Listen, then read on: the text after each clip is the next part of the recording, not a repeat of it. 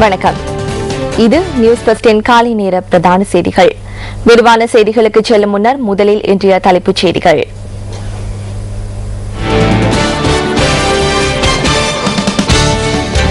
போதைப்பொருள் பாவனைக்கு அடிமையானவர்களுக்கு புனர்வாழ்வளிக்கும் அதிகாரிகளுக்கு விசேட பயிற்சிகளை வழங்க புனர்வாழ்வு அலுவலகம் தீர்மானம். கடற்தொழிலாளர்கள் எதிர்நோக்கும் பிரச்சினைகளுக்கு உடனடி தீர்வை வழங்க நாரா நிறுவனம் தீர்மானம். வெனிசுவேலா ஜனாதிபதி ஹியூகோ சாவேஸ் உயிரிழந்துள்ளதாக அந்நாட்டு பிரதி ஜனாதிபதி அறிவிப்பு.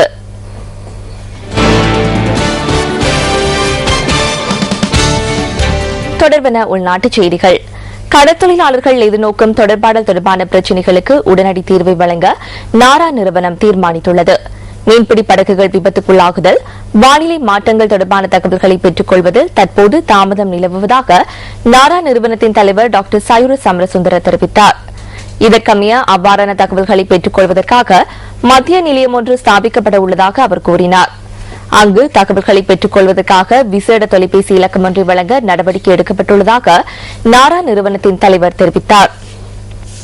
இந்த மாதம் முதல் இந்த நடவடிக்கை முன்னெடுக்கப்படும் என அவர் சுட்டிக்காட்டினார்.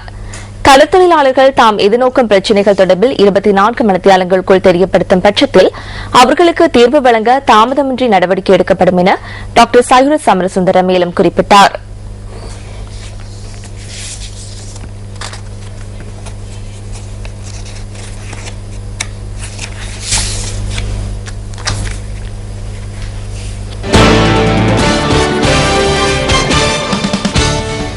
அனுராதபுரம் போதனா வைத்தியசாலையில் உள்ள மின்னுயர்த்தி மற்றும் ஆம்புலன்ஸ் ஆகியவற்றில் சுகவீனமுற்ற பெண்ணொருவர் துஷ்பிரயோகத்திற்கு உட்படுத்தப்பட்டதாக கூறப்படும் சம்பவத்துடன் தொடர்புடைய சந்தேக நபரான கலன் பிந்துனுவ யக்கல்லா வைத்தியசாலையின் சிற்றூழியர் கைது செய்யப்பட்டுள்ளார்.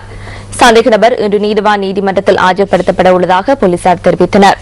கலன் பிந்துனுவ யக்கல்லா வைத்தியசாலையின் சிற்றூழியர் ஒருவரை இவ்வாறு தம்மை துஷ்பிரயோகத்திற்கு உட்படுத்தியதாக குறித்த பெண் முறைப்பாடு செய்துள்ளதாக போலீசார் குறிப்பிட்டனர். யாக்கல்ல வைத்தியசாலையிலிருந்து ஆம்புலன்ஸ் மூலம் தம்மை அனுராதபுரம் போதனா வைத்தியசாலைக்கு கொண்டு சென்ற சந்தர்ப்பத்திலும் வைத்தியசாலையின் மின் உயர்த்திற்குள் தான் துஷ்பிரயோகத்திற்கு உட்படுத்தப்பட்டதாக முறைப்பாட்டில் தெரிவிக்கப்பட்டுள்ளது. அந்த சந்தர்ப்பத்தில் குறித்த சிற்றூழியர் மதுபோதையில் இருந்ததாக அந்த பெண் தனது முறைப்பாட்டில் குறிப்பிட்டுள்ளார்.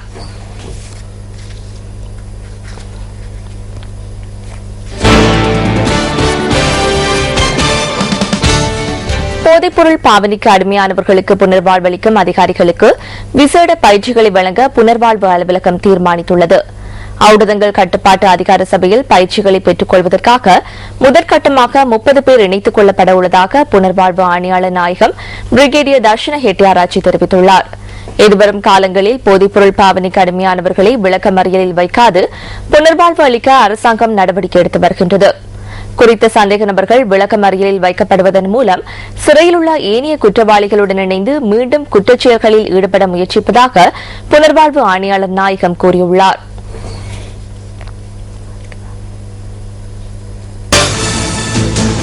இலங்கை மத்திய வங்கி நேற்றைய தினம் வெளியிட்ட நாணய மாற்று வீதங்கள் தொடர்பான தகவல்களை சுமந்து வரும் பிஸ்வஸ் தொகுப்பு அடுத்து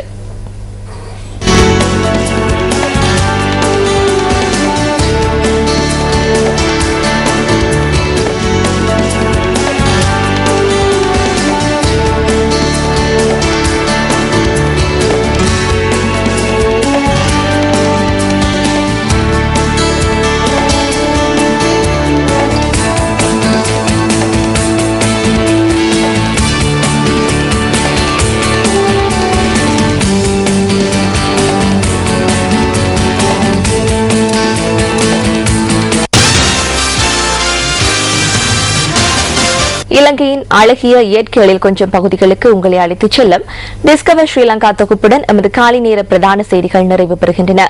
எமது மணித்தியால செய்திகளை 10:25க்கும் எமது மதிய நேர பிரதான செய்திகளை பிற்பகல் 1 மணிக்கும் எதிர்பாருங்கள். வணக்கம்.